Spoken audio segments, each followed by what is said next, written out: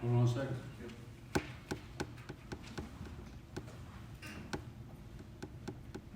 What is the challenge in dealing with their run game? What Hold on a second. Yep. All right, go ahead. All right, my bad. What is the challenge in their run game? What particularly gave you guys problems tonight? I would say just the way they kind of run the ball.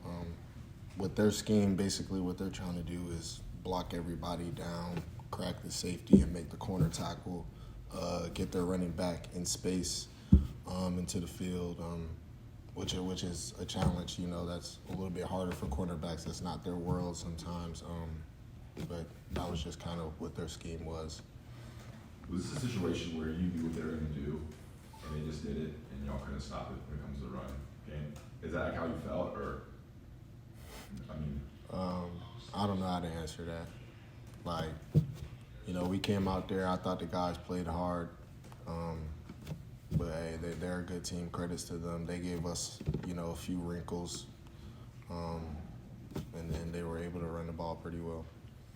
Cedric, I saw you trying to, looks like lift up your teammates a little bit on the bench, but as the game went on, things didn't get better for you guys, and it seemed like some frustration boiled over. I mean, Tony and Noah at one point got into it. I mean, what should we kind of read into what we're seeing on the sidelines? I mean, yeah, as a leader, I just try to keep my guys motivated, keep us going. You know, throughout the games, we still had opportunities to get stops and win the game ultimately. So that's what I was just trying to do, motivate our guys to keep their heads up and keep going. As far as the sideline situation, you know, guys are passionate about the sport. You know, things got a little chippy, but, you know, we'll handle that in the team. So what's the level of frustration with this defense, knowing or thinking that you guys can play better than what you showed in the past first 4 games? It's very high, very high. I'm very disappointed. Josh said that when Mac kind of went off on the official after the pass interference call on you, that he said that kind of sent a message to him and you guys that there's a lot of vitality there and support of you guys. He said it's something that you guys can take with this moving forward. Yeah, I mean, I was definitely happy to see my head coach trying to defend me. Sure, it might have got us a penalty, but, you know, for the team morale, I mean, you like having your coach trying to have your back. So that is a positive that we can take from that moving forward. It surprised you that you got so late? Just a little bit. I'd say a little bit.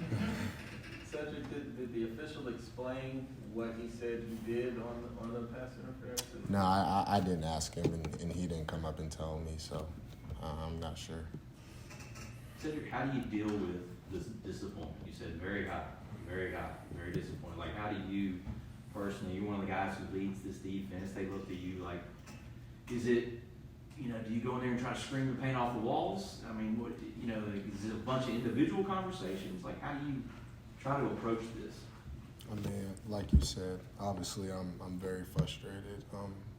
But I think another thing is, I mean, this is only our first loss of the season. You know, we still have a lot of games to play. We still got a lot more to look forward to. So, yeah, I'm frustrated about the outcome tonight, but we got a lot to look forward to, and we just got to get back to the drawing board. We got to make whatever adjustments we got to make.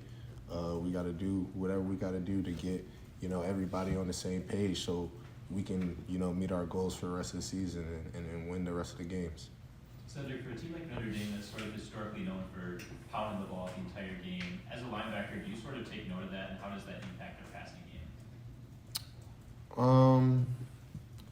Well, I think their passing game became a little bit different with the backup QB. I feel like, you know, with their passing games, they were running a lot of like play action boot type of plays, kind of get them out the pocket, get them some easy kind of throws. But that's basically what's kind of going on with their passing game. But I mean, as a linebacker, you can't get tired of fitting up the run. You got to fit it up all game. So that was just my mentality the whole game. I got to play until it says all zeros on the clock. And kind of going off of that with the play action, it seemed like there were a couple of miscommunications that led to some busted plays. What was the, I guess, sort of conversations that you've had, whether after those plays or after the game, related to those?